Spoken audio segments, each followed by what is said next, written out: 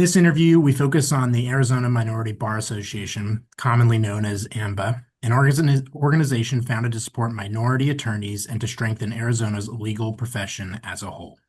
We are especially honored to be joined by retired Superior Court Judge Paul Tang, a founding member of AMBA and a respected leader in Arizona's legal community. Judge Tang brings firsthand knowledge of AMBA's early years, its founding mission and values, and the role it has played in shaping opportunities for generations of lawyers. Can you give us a little bit of background as to what the Arizona Minority Bar Association is? Um, it would help perhaps in responding to your question if I go into how we came to being. Perfect. As I shared moments earlier, when I, as a person of color, came out of law school, there was no such animal as the Arizona Minority Bar Association or AMBA. There was a Minority Law Students Association, which ironically I was not a member of because I'm not sure why. I'm not sure. I felt like that was my path, or I just was more concerned about just trying to survive in law school.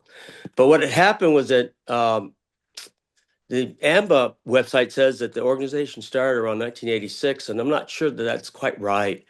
My memory serves me that uh, it was closer to 1988 for different reasons, and one of them includes there was a law student by the name of George Barnett, who by then, according to what I've been able to research from old websites and things, was already a member of the Student Bar Association. He was a vice president in 1988, and he uh, he did a reach out to persons of color in the community as well as on the bench, looking for help because fellow law students of his, persons of color, had. I mean, here it is. All these folks were getting, the opportunity to join the law school, but at that time, the retention policies were not probably what they are today, and a lot of kids were, or I should say, students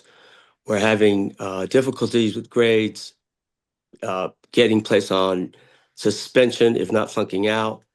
And he was hopeful that the minority community might be of assistance in providing some kind of foundation or support.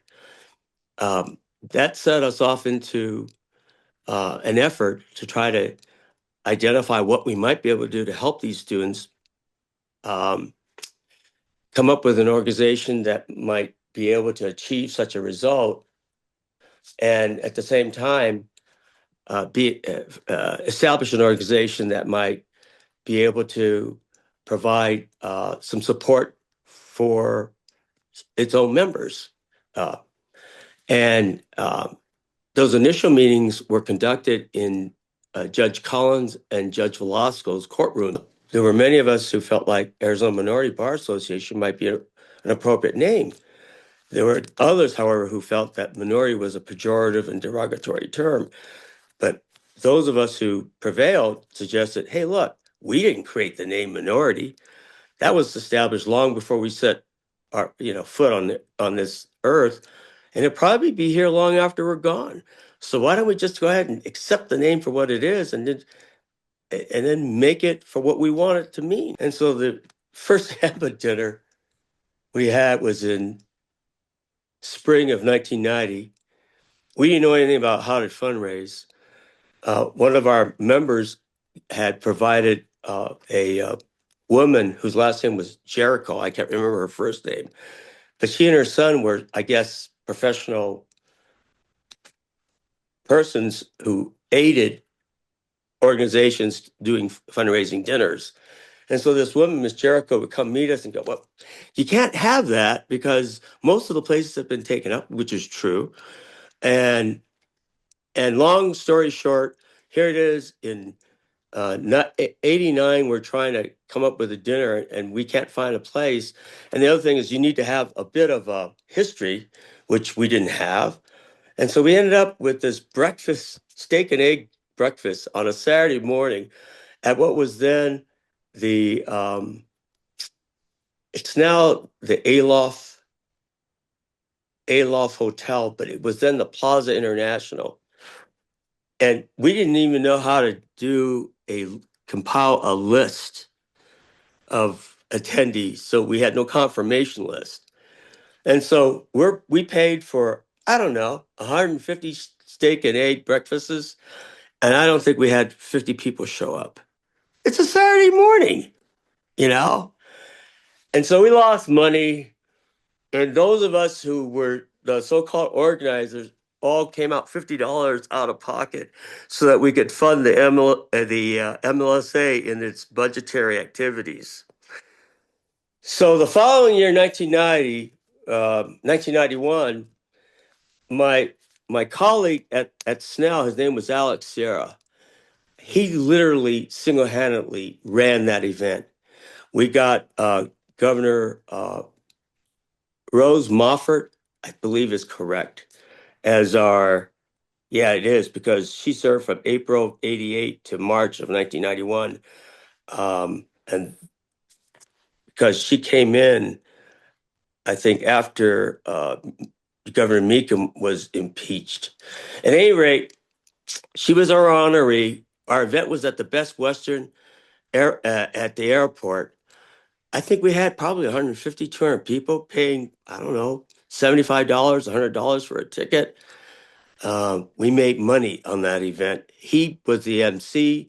He and I shotgunned the sales. I mean, we were turning arms all over the place, and that was our second dinner. When AMBA was formed, what were the mission and goals of the organization? It was really simple, just to help the law students who were having a hard time at the University of Arizona Law School. It's now, of course, called James E. Rogers College of Law, but at that time, I don't believe Rogers had made his donation yet. Um, but but since then, it's expanded to do the kinds of things that I've just shared earlier, like um, advocate for and and promote and evaluate individuals who might have an interest in serving on the bench, or maybe even does more than that. If someone's hopeful of getting on to a big firm and they need a call from someone who's in the community, I wouldn't be surprised if that kind of outreach works too. So it's more of a not only just a professional basis, but also an individual basis of support. And in what ways did the organization shape your perspective as an attorney and a judge? To be more inclusive, to be representative of our community, to think about the how difficult it can be for those appearing in front of you, um, because oftentimes people of color, not always people of color, but frequently people of color are persons are they're immigrants or their parents are immigrants. You want to be able to relate to them, and also hopefully for them to relate to you. If you could sum up AMBA's legacy in a few words, what would you say? Formed as a time of need by a law student. Well summed.